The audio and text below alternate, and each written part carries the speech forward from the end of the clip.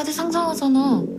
회사에 불러거나 버스에 살짝 치여가지고 출근 안 하는 그런 거. 진짜로 많이 들어요. 전반적으로 표정이 다 굳어 있잖아요. 막 놀라지도 않고 화나지도 않고 슬프지도 않아요. 공감을 못하는 게 그만큼 에너지가 떨어졌다는 증거잖아요.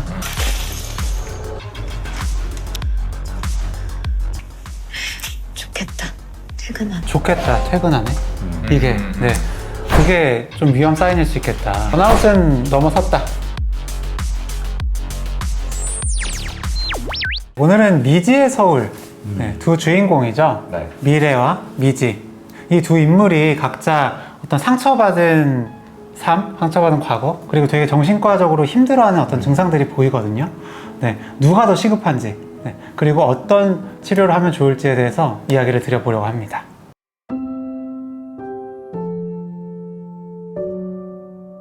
오늘 업무는 다 끝났어. 깼어. 선생님이 뭔가를 깼군요. 손을 다쳤네요. 네. 좋겠다. 퇴근하네. 퇴근하라고 했어요. 좋겠다. 야, 다쳐서 병원 가는데 뭐가 좋아? 왜? 직장인들은 다 부러워할걸? 다들 상상하잖아. 이해를 못해 서로. 그치? 회사에 그러니까. 불러거나 버스에 살짝 치여가지고 출근 안 하는 그런 거. 야. 얘기 되게 많이 듣지 않아요 근데? 자주 듣죠. 거의 데일리 출근 안 하는 같은데? 그런 상상. 음. 뭔가 사건이 벌어져서. 네. 그치. 그래서 내가 생각을 해봤는데 아무래도 적당한 높이에서 떨어지는 게 제일 베스트인 것 같아. 생명에도 큰 지장 없고 남에게도 민폐 안 끼치고. 민폐 끼치면 안 되지라는 얘기도 많이 들어요. 3층 정도가 좀 적당한 것 같아. 미리 쿠션을 이불 하나 딱 던져놓으면 나중에 이불 털다가 떨어졌다고 민폐도 안 적당히 끼치고 들어주기 피할 좋잖아. 수 있는 방법을 찾다 보니까 이렇게 생각이. 그치. 근데 어쨌든 핵심은 스스로를 다치게 하면서까지 회사에 안 가고 싶다. 계산은 맞아요. 진짜 완벽한데. 그리고 이 정도까지 얘기가 나왔다는 건 평소에 되게 많이 생각을 했다는 걸 수도 머릿속으로 있잖아요. 시뮬레이션 다양하게 다 해본 거지. 그치. 너 진심이야? 야, 네가 거기를 어떻게 들어갔는데? 너 무슨 일 있어? 많이 그냥 말. 더 좋은 데로 옮길 수도 있잖아. 야, 그럼 차라리 그 휴직을 내. 그게 의미가 있나? 어차피 돌아올 땐 똑같은데.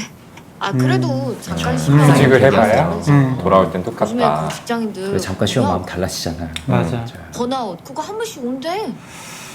그냥 일단 휴가부터 써. 좀 쉬면 괜찮아질 거야. 안 휴가부터 써라. 좀 괜찮아지면 쉬면 괜찮아질 괜찮아서 거야. 사냐? 그냥 안 괜찮아도 참는 거지. 괜찮아서 사냐? 다 안 괜찮아서 참는 거지. 그냥 뒷바라지 않아. 이렇게 얘기하는 게 이해는 참 되는데 그치. 너 굳이 그만둘 때 첫 장면은 미래가 버스에 치여서 출근 안 하고 싶다 이런 상상 다들 직장인이면 한 번씩 하지 않냐 이런 얘기를 하는 장면이었어요. 네, 좀 맞아요. 어떻게 보셨나요? 진짜로 많이 들어요. 이거는 괜히 저희가 영상 찍으려고 하는 말이 아니라 진짜로 많이 듣습니다. 제가 옛날에 제 책에도 적어놨었는데 코로나 때 이거 많이 들었어요. 코로나 걸렸을 때 오히려 몸은 되게 힘든데 마음은 편해지고 합법적으로 쉴 수 있다. 오동훈 선생님은 실제로 좀 아프기도 했잖아요, 본인이. 전공의 때 얘기하는 거예요? 네. 맨날 아프고 싶다 하더니. 네. 제가 맹장염이 갑자기 생겨가지고 네. 일주일 정도 쉰 적이 있었죠. 신체형 장애로 맹장염까지 만들어낼 수 있다는 걸 그때 알았지. 근데 우리가 웃으면서 얘기를 하지만 사실은 이게 좀 심각한 상황일 수도 있잖아요. 맞아요. 근데 지금 이 미래 같은 경우에는 그냥 뭐 농담조로 뭐 버스 사고 나왔으면 좋겠다 이렇게 얘기하는 게 아니라 조금 구체적인 방안들을 얘기를 하고 있거든요. 이어서 이제 뭐 그냥 2층이나 3층 높이에서 떨어지면 좋겠다. 뭐 이불을 하나 깔아두면은 이불 털다가 떨어졌다라는 식으로 둘러댈 수도 있다라는 식으로 상당히 좀 구체화해서 이야기를 하고 있는데 너무 힘든데 죽고 싶다라는 식의 생각들은 사실 뭐 우울증에서도 나타날 수 있지만 우리가 너무 스트레스를 받으면은 스쳐 지나가듯이 할 수는 있어요. 그런 생각들을 이제 할 수는 있는데 이렇게 좀 구체적인 생각들을 한다. 그리고 어떤 실현의 계획들을 가지고 있다라는 거는 이제 수동적인 수준의 자살 사고를 넘어서서 약간의 이제 능동적으로 스스로를 해칠 어떤 자살 사고로 이어질 수 있는 그런 부분들이라고 봐야 되지 않을까 싶습니다.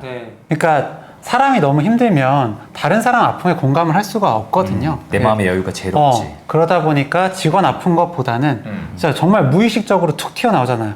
좋겠다, 퇴근하네. 이게 그게 좀 위험 사인일 수 있겠다. 공감 능력이 되게 떨어져 있는 거예요. 저도 진료실에서 가끔씩 되게 조심스럽게 얘기하는 게 이제 진료 보시러 오신 분들이 누구보다 공감이 필요하신 분들이지만 막상 본인의 공감 능력은 떨어져 있을 때가 되게 많아요. 그쵸. 예, 본인이 원래 나쁜 사람이라서가 아니라 말 그대로 뇌 기능이 저하돼 있기 때문에 전두엽 기능 저하돼 있으니까 공감 능력도 좀 떨어져 있는 경우들. 그렇죠. 상황을 종합적으로 판단하는 게 좀 어렵고 본인의 감정에 좀 갇혀서 이렇게 생각을 하시게 되는데 그게 나쁘다라고 얘기할 수는 없는 거죠. 그만큼 힘든 상황이니까 이제 그렇게 돌아갈 수밖에 없다라는 거고. 만약에 미래가 정신과에 찾아왔다. 라 그러면은 좀 어떤 진단을 고려를 할 수 있을까요?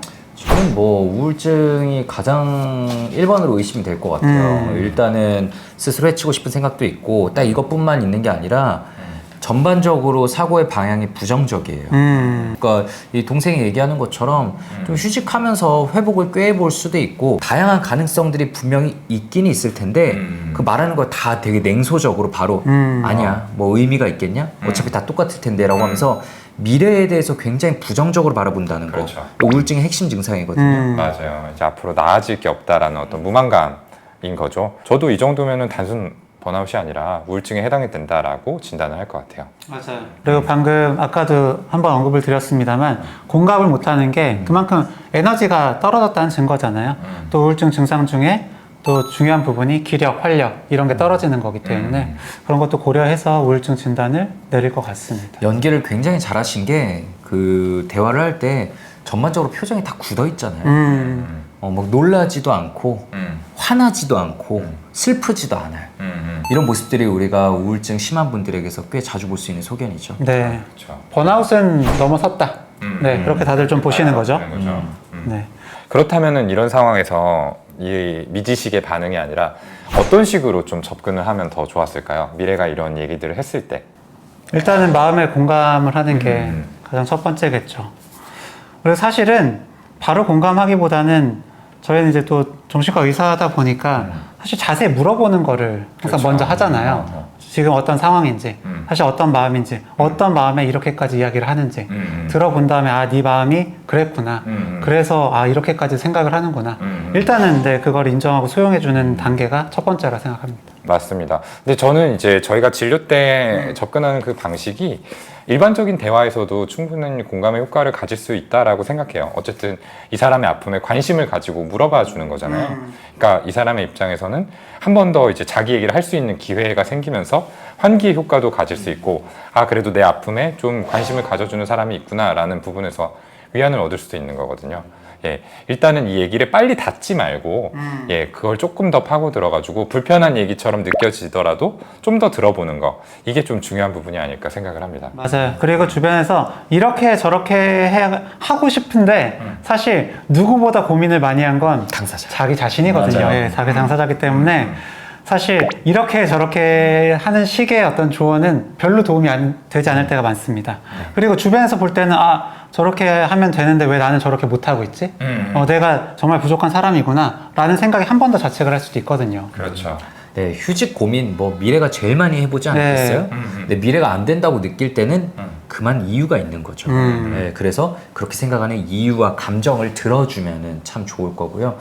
저 같으면은 들었을 때 일단은 와, 헐, 너 진짜 힘든 거 보구나. 어떤 일이야? 라고 질문 던지고 오래 기다렸을 것 같아요.